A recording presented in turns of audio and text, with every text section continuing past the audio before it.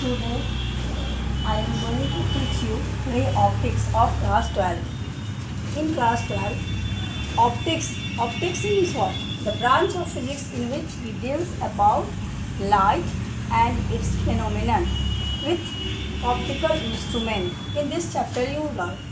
Now, first of all, you know about ray optics. What do you mean by optics और ray optics? Ray optics क्या है और ray optics में हम लोग लाइट पढ़ते हैं. पहले हम लोग ये समझें कि what do you mean by light. Light is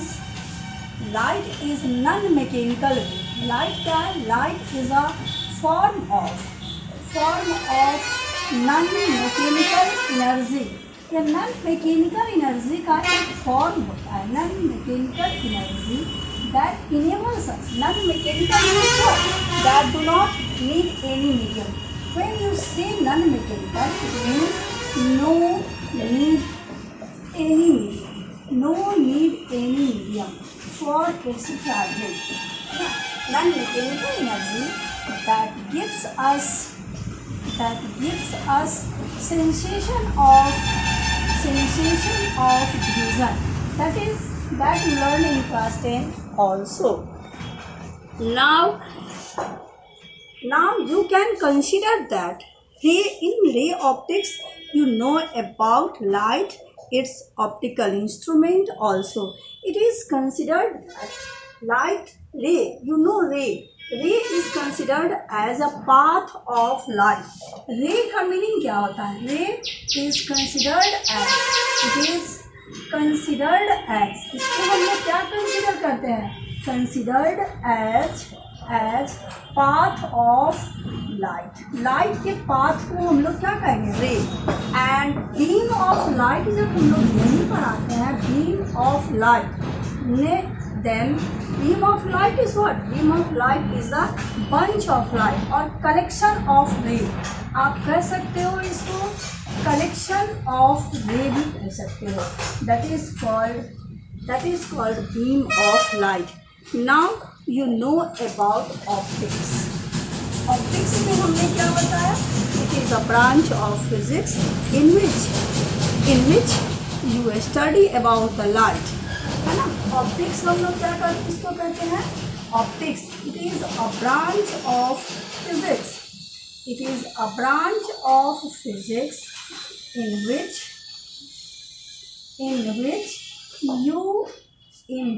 we study about light and its instrument. और इसका जो भी इंस्ट्रूमेंट जिसका हम लोग यूज़ करते हैं, जैसे आप कह सकते हो हमारा माइक्रोस्कोप हुआ, कंपाउंड माइक्रोस्कोप हुआ, ट्रैवलिंग माइक्रोस्कोप हुआ, जो भी इससे रिलेटेड होता है इस लाइट से, इसके इंस्ट्रूमेंट्स, उसके बारे में हम लोग पढ़ते हैं optics. Optics is classified into 3 parts. इसके 3 ब्रांच हम लोग इसको बना सकते हैं. दैट इज, इसमें आपका आ जाएगा, पहला होता है आपका होता है ज्योमेट्रिकल ऑप्टिक्स, जिसको हम लोग रे ऑप्टिक्स भी कहते हैं.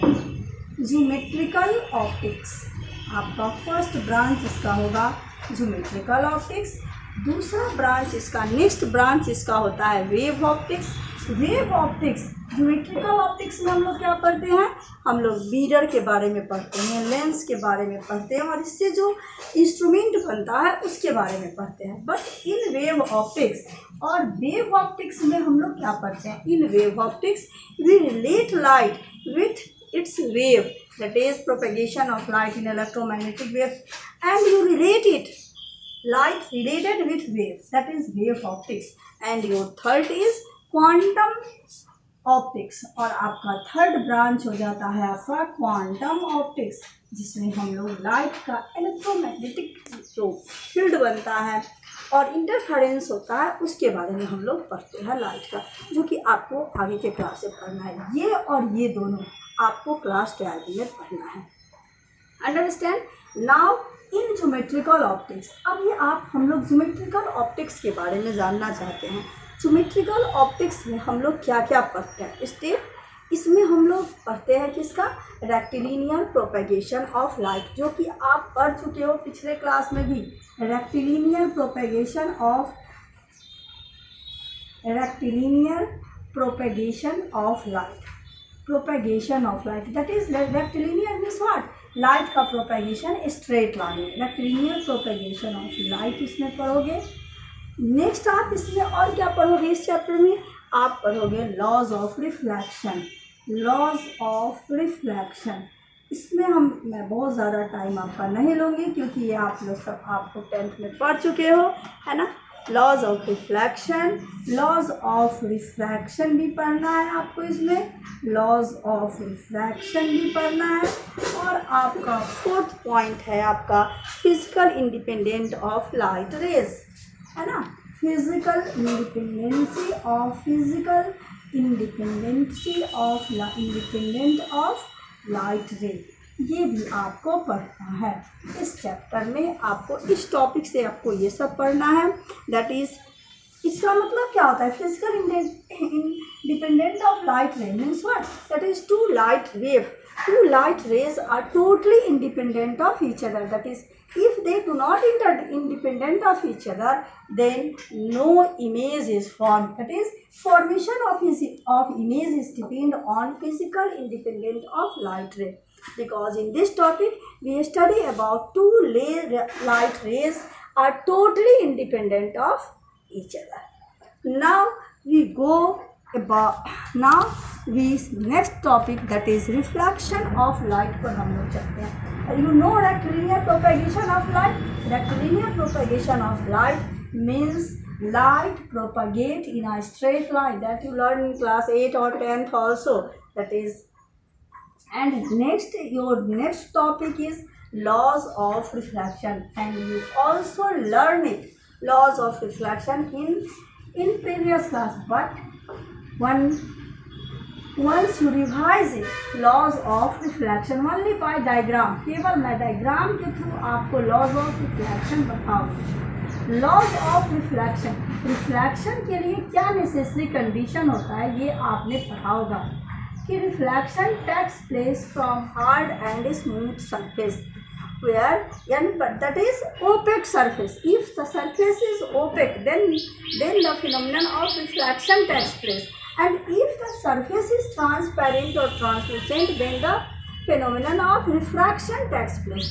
So first you will know about laws of refraction. This is your reflecting surface and this is your polished surface. When a ray of light incident on a reflecting surface, then it reflects in its own medium. It means what? Laws of reflection takes place in only one medium. केवल क्या होता है इसमें, only one medium में ये होता है का लॉ, ये reflection, and refraction takes place in different medium. ये आपका कहाँ होगा, डिफरेंट मीडियम में होगा। इसीलिए हमने क्या कहा, हमने आपको बताया कि when ray of light fall incident on a reflecting surface, then it bounces on its own medium. That phenomenon is known as reflection. Reflection takes place in only one medium. Understand? Now the ray of light that fall on the reflecting surface, this is called incident ray. इसको हम लोग कहेंगे incident ray. The ray of light which bounce from the refracting surface, that is called reflected ray. इसको हम लोग कहेंगे reflected ray. A point at which ray of light fall, that is called point of incidence. इसको हम लोग कहते हैं point of incidence. Understand? Now according to first laws of reflection, in angle of incidence, angle of incidence से पहले हम लोग एक बार नॉर्मल को भी देखते हैं, है ना। एक perpendicular drawn at the point of incidence is known as normal. Normal हमने कहा इसको। अब angle between incident ray and normal, that is angle of incidence, and angle between normal and reflected ray is angle of reflection. Now incident ray, first law said that incident ray, reflected ray and normal all lie in the same plane. सभी क्या है आपका एक ही plane में है, no change in medium, एक ही plane में एक ही मीडियम में भी रह जाता है और प्लेन भी चेंज नहीं करता। दिस इज द प्लेन, ये आपका प्लेन है, इसी प्लेन में तीनों रहते हैं। और नेक्स्ट लॉ क्या कहता है कि angle of incidence is equal to angle of reflection. ये आपका सेकेंड लॉ कहता है। क्या कहता है second law? Angle of incidence is equal to, यानी अगर आप फर्स्ट लॉ को देखोगे तो आप कह सकते हो कि incident ray, reflected ray and normal all lie in the same plane, सभी एक ही प्लेन में होते हैं।